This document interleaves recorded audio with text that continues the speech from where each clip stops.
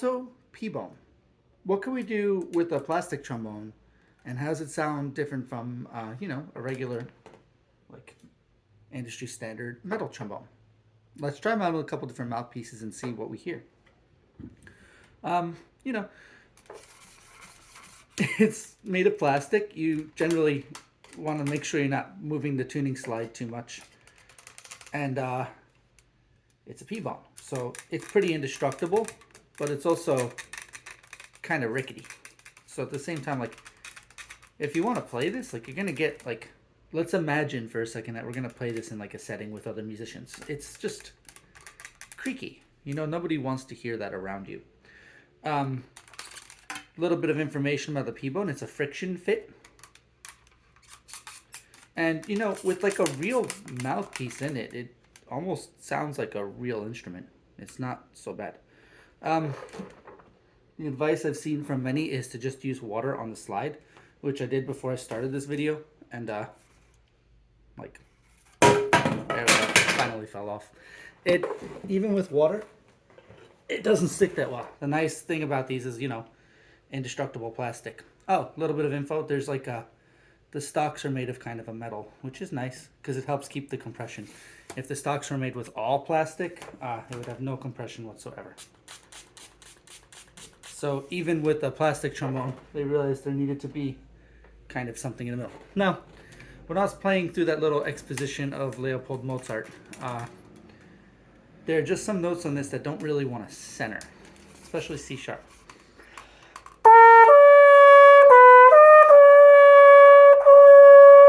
There's kind of like a catch at the articulation. A lot of times when I play that note, and I really have to power the air through.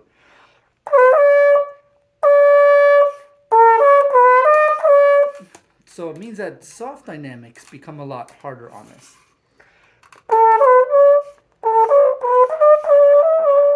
You can hear the kind of catch in the partials and the structure of this.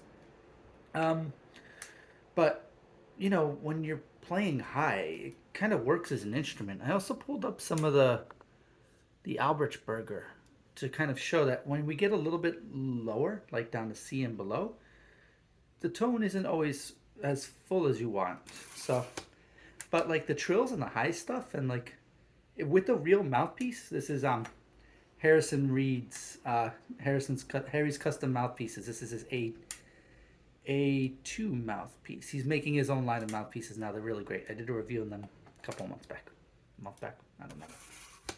But here's some of the Albertsberger concerto, again on the pBone. Like, if you're playing with like a community orchestra, you might be able to like get away with this in a performance.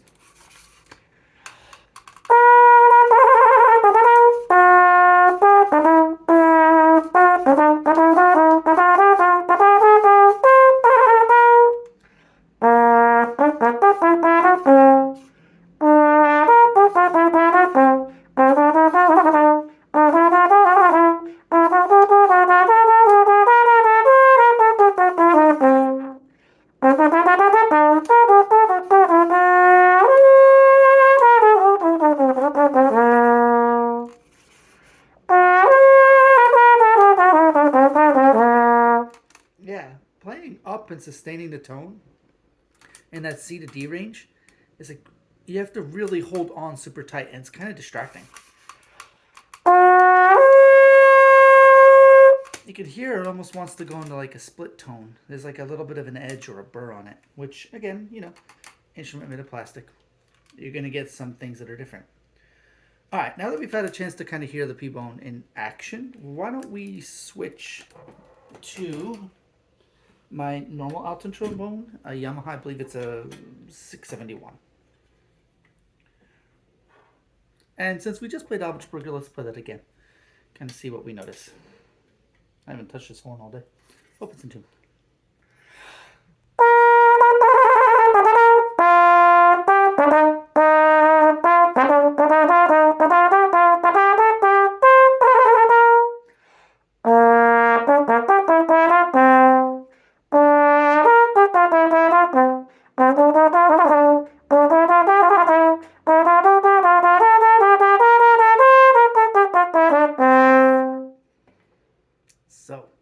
kind of speaks for itself.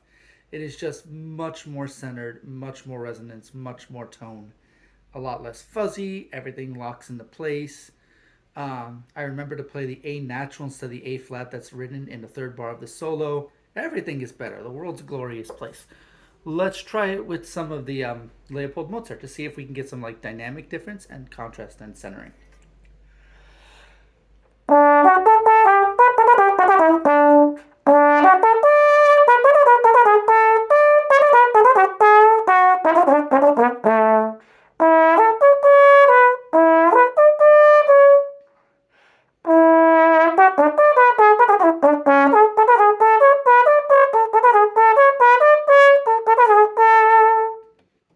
Yeah, instead of the occasional wrong note, that's how you know it's really recorded.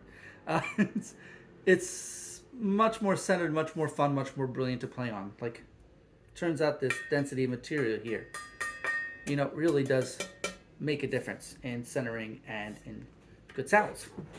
The other mouthpiece I play on is significantly different when I play alto. Where are you? There you are. This is like this, what is it? New York Bach Corporation, Vincent Bach Corporation, New York. It is an old, the most tarnished raw brass mouthpiece I ever had. All it has on it is a star. That's all the sizing information I have. So it's probably custom made. It is very, very, very small. Probably in the Bach 22 to 25 range. With kind of an open backboard, but again, it's by far like the smallest mouthpiece I've ever seen. Like you can see that goes up to my knuckle. This barely goes up to like halfway through my finger. Significant difference. But sometimes these pBones react pretty well to like small equipment. You can also see it seats a little bit further. When I test out this mouthpiece, the shank like disappears. Like it almost doesn't fit in. But when I play this older style, it seats in with a little bit more forgiveness. Okay, so let's try this out on a slightly smaller mouthpiece. Go back to the Abertsberger. Having a little bit more fun playing that today.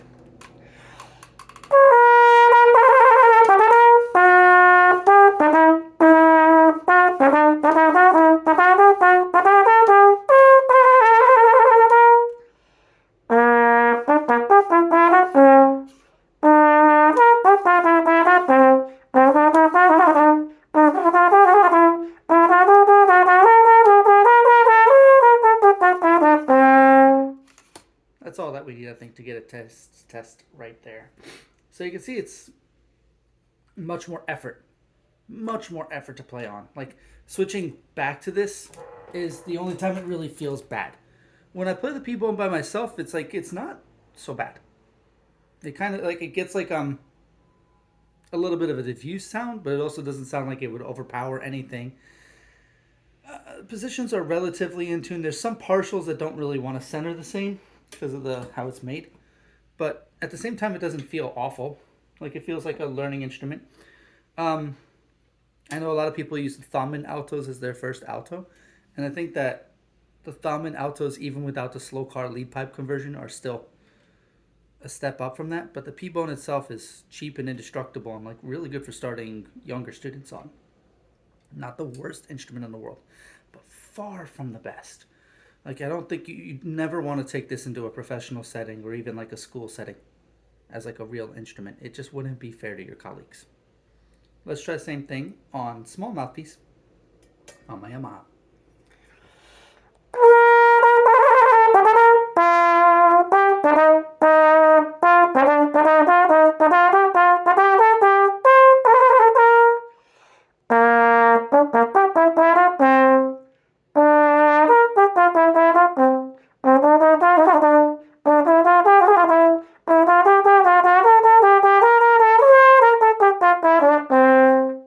The other interesting thing is that F seats right at the bell on the pBone, but like in like more of like a tenor third on the alto on the regular trombone. So I really have to remind myself when I'm switching from one to the other to not use the bell as a visual aid. Which, if you play the same instrument all the time, it's going to be fine. All right, so that's a really quick overview on the pBone versus like a real trombone. Again, I would say the pBone is not the worst instrument ever made. If you want to start kids on it, or if you just really want to fiddle around and not play with other people and learn alto, you could spend $100 and get this.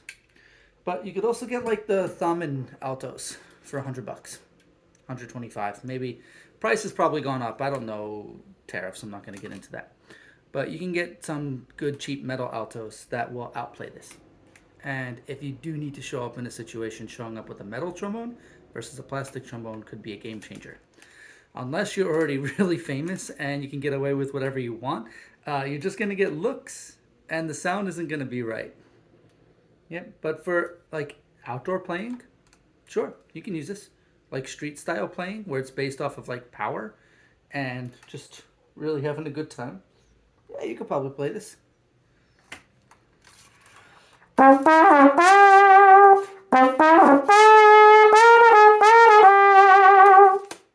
I mean, you could get away with that on a pBone and it's not going to offend anybody if you're playing like some type of Youngblood style thing. But if you're playing in like a classical setting or a setting where tone matters and like you need dynamics and consistency and like notes that are going to speak every time, maybe leave this at home as a learning tool. Bring a real horn with you. All right. So that's like my pBone versus regular bone comparison video. Hope you enjoyed it. If you have any questions, please let me know in the comments. Yeah, thanks for listening.